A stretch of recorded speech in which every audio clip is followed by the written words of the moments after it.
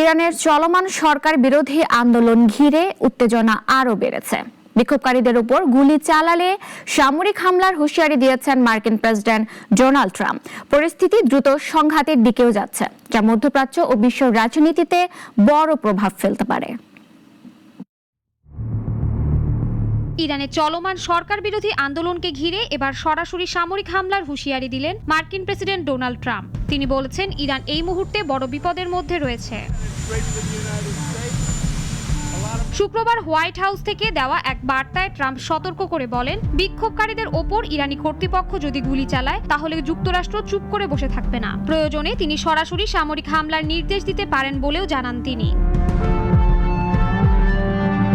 ইরানের বিভিন্ন শহরে সরকার বিরোধী বিক্ষোভ ছড়িয়ে পড়ার ভিডিও সামনে আসার পরপরই এই কড়া অবস্থান নেন ট্রাম্প। তিনি হুঁশিয়ারি দিয়ে বলেন, তোমরা গুলি না চালালে ভালো করবে, কারণ তোমরা গুলি চালালে আমরাও গুলি চালাবো।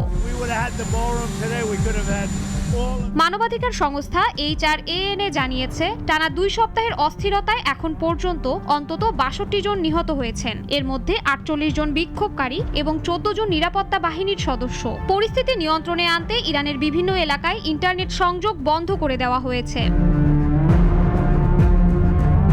আল জাজিরার তথ্য অনুযায়ী তেহরানের অনেক বাসিন্দাকে সহিংস এলাকা এড়িয়ে চলতে পুলিশ সতর্ক করেছে। একই সঙ্গে আধা সরকারি তাসনিম নিউজ জানিয়েছে, বিক্ষোভ দমনে কঠোর ব্যবস্থা নিতে প্রস্তুত নিরাপত্তা বাহিনী।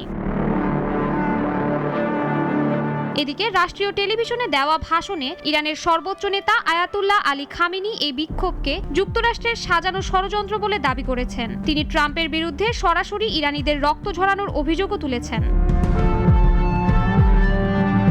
যদিও প্রেসিডেন্ট মাসুদ পেজেশকিয়ান জনগণের অভিযোগ শোনার আহ্বান জানিয়েছেন, কট্টরপন্থী নেতারা কঠোর অবস্থানেই অনড়। বেলুচ অধ্যুষিত জাহেদানে বিক্ষোভে গুলি চালানোর খবর পরিস্থিতিকে আরও ভয়াবহ করে তুলেছে।